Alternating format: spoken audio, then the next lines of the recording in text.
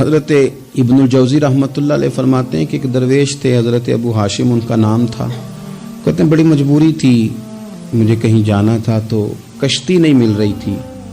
اچانک ایک کشتی گزرنے لگی تو میں بھی سوار ہونے لگا تو ملاح نے مجھ سے کہا کہ یہ ایک صاحب بیٹھے ہیں، بڑے امیر ہیں، ساتھ ان کی کنیز ہے، انہوں نے مجھ سے بک کر لی ہے ساری کی ساری. کیا کدھر سی سالم کرا لیا ٹانگا، وہ ساری کی ساری بک کر لی ہے تو میں تو کسی کو نہیں بٹھا سکتا. تو وہ جو صاحب بیٹھے تھے بڑے سیٹھ آدمی تھے، کہنے لگے میاں آپ کسی اور کشتی میں. جو ان کی کنیز تھی نا وہ کہنے لگی چہرے سے کوئی نیک آدمی لگتا ہے، چلو اتنی سواریوں کی جگہ ہے، کسی کونے کھدرے میں بیٹھ جائے گا، ہمارا کیا جائے گا. کہا اچھا چلو آ جاؤ. کہتے میں کونے میں بیٹھ گیا، تھوڑا رستہ آگے گیا، انہوں نے کھانے کا سامان نکالا، مجھے بھی کھلایا، لیکن کھاتے کھاتے میری نظر پڑی تو اس میں تو شراب کے برتن بھی تھے معاذ اللہ. پھر اس شخص نے کھانا کھانے کے بعد اس کنیز سے کہا کہ مجھے معاذ اللہ گانا سناؤ. وہ گانے گانے لگی، یہ میری طرف متوجہ ہونے لگا، مجھے کہنے لگا سنو. میں نے کہا میں یہ نہیں سنتا. پھر میری طرف شراب بڑھائی، میں نے کہا میں نہیں پیتا. تو کہنے لگا تو کیا سنتا ہے، تو کیا سنتا ہے. تو کہنے لگے میں سناؤں کیا سنتا ہوں.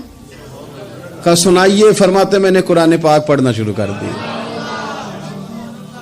کچھ لوگ، میں آپ کو یقین سے کہتا ہوں، کچھ لوگ ایسے ہیں جن کی زندگی دور گزر گئی ہے مسجد سے، انہیں کو بندہ چاہیے جو تھوڑا سا جا کے پیغام حق سنائے.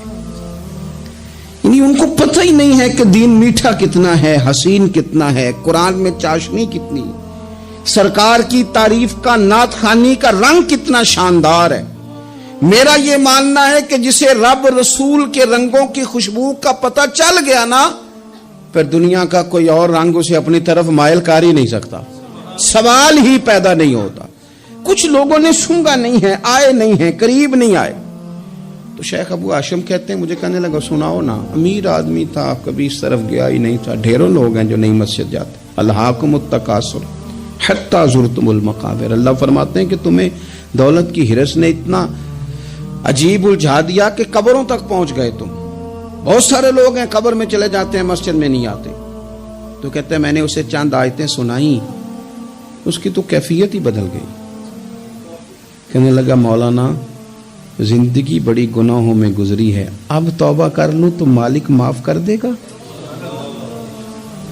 کارنامے خطرناک ہیں، پیچھے رجسٹر کالا سیاہ، معافی ہو جائے گی.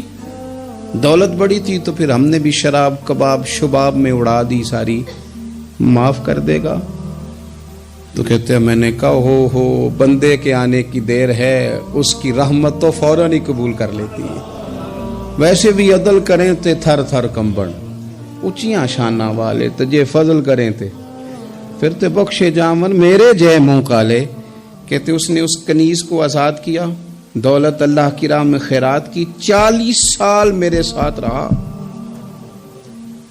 پھر میں نے اس کی زبان سے سوائے خیر کے جملہ نہیں سنا.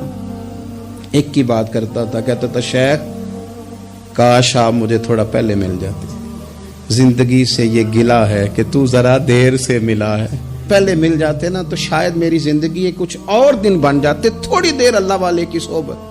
آپ فرماتے ہیں پھر وہ 40 سال کے بعد میرے سامنے انتقال ہوا، میں نے ہی دفن کیا، میں نے ہی قبر میں اتارا، جنازے کا اہتمام بھی میں نے ہی کیا. میرا یار تھا، دل لگ گیا تھا، پیار ہو گیا تھا، میں پریشان رہتا. ایک دن خواب میں مل کے مجھے کہنے لگا فکر نہ کر، میں نے اپنے رب کو بڑا ہی مہربان پایا ہے، میں نے اسے بڑا کریم پایا ہے، معاف کرنے والا پایا ہے، درگزر کرنے والا پایا ہے. اس نے فضل فرما دیا، میرے گناہوں پر اس کے عفو و درگزر کا قلم چل گیا ہے، اور میرے حق میں جو فیصلہ آیا ہے وہ رحمت والا ہی آیا ہے، فضل والا ہی فیصلہ آیا ہے. عزیز دوستو، تھوڑی دیر کسی نیک آدمی کی صحبت، ایک تو یہ ہے کہ وہ صحبت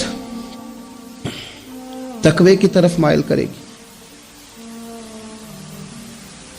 تو برے آدمی کی صحبت نا آپ کی طبیعت میں ہجان پیدا کرے گی.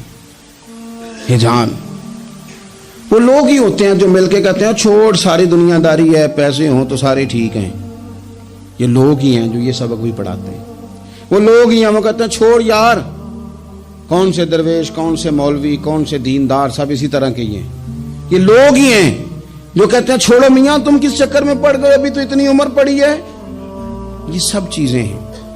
ہمارے صاحب رحمۃ اللہ علیہ ارشاد فرمایا کرتے تھے کہ بڑے بڑے گھروں کے مہمان نہ بننا، ورنہ بڑے بڑے اونچے اونچے مکان تمہارا بھی دل چاہے گا کبھی میرا بھی اس طرح کا گھر ہو جائے نا۔